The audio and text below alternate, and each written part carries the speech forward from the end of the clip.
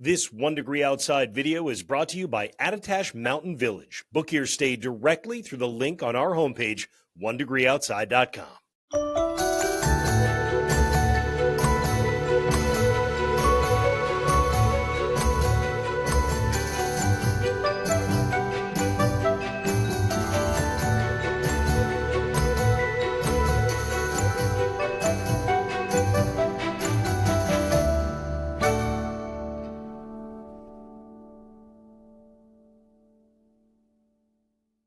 Pattern predictions looking out to the next 2 weeks. We do this every Monday here at 1 Degree Outside. Hi, meteorologist Matt Noyes. Before we dive into it, just so you know, we've opened up our latest episode of our podcast, episode 3 of Talking Up a Storm for everybody. Normally, you'd be an Inside Track member to be able to access the podcast, but with this latest one where we talked about Santa Ana winds, how they develop, why they develop, what that leads to in terms of natural disasters and the whole blame game that's been going on. We also looked at snow forecasts. This time of year, you oftentimes will see a map. Oh, look at this, 2 feet of snow in 8 days from now. And we talked about how you can kind of weed out who you can trust and who you can't with things like that. So check that out. Danielle talks all about thunder snow, how it develops, what it is, and the science behind it. Patreon.com/1 Degree Outside. Look for episode 3 of the podcast. We've opened it up so everybody can see it. And while you're there, if you want to become a member, you get access to them all the time through the Inside Track. Okay, let's dive into the next 2 weeks. We've been very used to this pattern of the jet stream that's been set up down to our south. Remember, the jet stream, the fast storm steering winds aloft, steers the storms, but also separates cold air to the north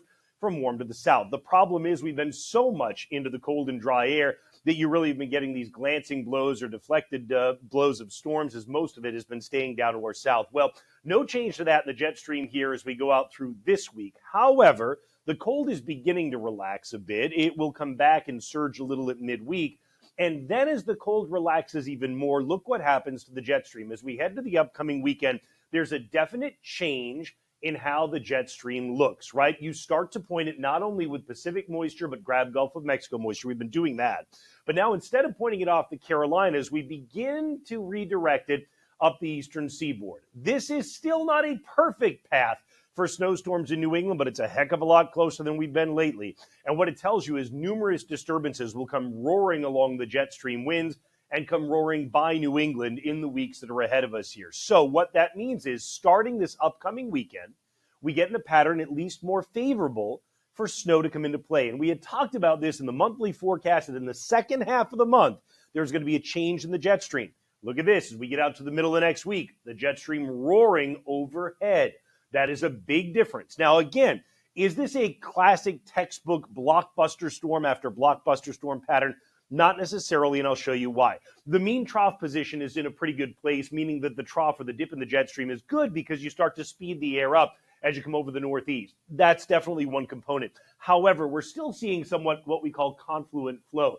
So this doesn't necessarily argue for every disturbance that comes through to be a strengthening one as it comes by, but it does at least argue for disturbances to come closer to us, to be loaded with some Gulf of Mexico moisture, and that is a definite change in the pattern. So again, that would be starting this upcoming weekend, and then as we go out through the remainder of the 14-day period, look, I'm not going to time out every disturbance for you because that would be unreasonable. The accuracy decreases so much as you get into the second week, but notice again, you've got a relaxing of the cold air. The jet stream is allowed to come north, and this means that each disturbance comes closer to New England, certainly than it's been over the past few weeks, right? In terms of the surface prediction, you know, if we go out to the upcoming weekend, big high pressure building in to the northern plains. Generally speaking, you want that to be there because it will feed cold air in on the backside of the storm, but you also want to have cold air out ahead of it. You don't have a lot of that as we get into next weekend, which actually means some areas, if we do see a storm, could see a mix. But a couple of things to point out. You've got a cold front coming in. There's the possibility of a storm developing along the front itself as it comes by.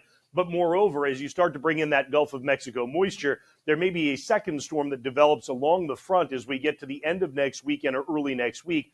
And at that point, you've got some of that cold air from the plains feeding in. So I want you to watch next weekend for 2 possible disturbances. One would be with the cold front coming in itself, and if a storm can develop along that. The second would be the follow-up storm that may develop as the storm sags south of New England, end of the weekend into Monday. Then as we get to the end of next week, notice, again, don't take these literal in terms of the placement of the storms, but definitely you still have at least a kind of propensity to get storms developing near or just south of New England with the cold air in place, but relaxed compared to how it's been.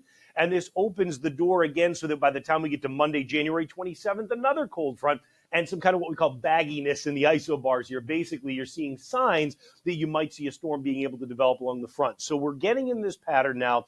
More frequent fronts will be coming through, and there is the chance you get some storms develop along those fronts as they come by. And that's why, again, starting this coming weekend, look at the difference in precipitation chances, right? It's like night and day going from this week to next week and what that's going to mean in terms of what we'll be watching. So basically, meteorologists are going to be on guard quite a bit starting this weekend. And for you, what it means if you're not a meteorologist is you're going to be watching the forecast very carefully for the timing of these disturbances as they come through. Certainly to look at the 2-week precipitation forecast shows you a pretty good paint of precipitation across the eastern third of the country. This is going to be the more active storm path now.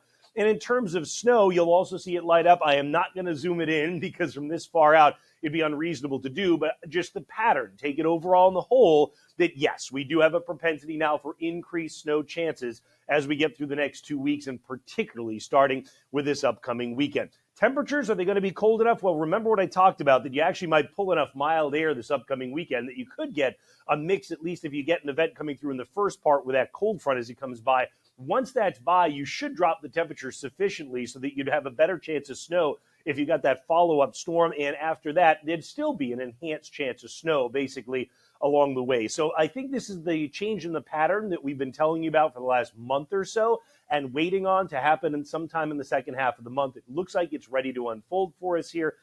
I guess the question at this point just becomes, with each of these disturbances, do they time out right? We looked at the fact that it's confluent flow, so they won't all strengthen, but they may all carry enough moisture to at least get the job done to create some accumulating snow. You'll be able to follow it every step of the way with our Noyes 1 degree outside weather app, totally free on the App Store and Google Play. That's how it looks for now. Check back with us, of course, for updates each day, and we will keep you posted, storms or sunshine.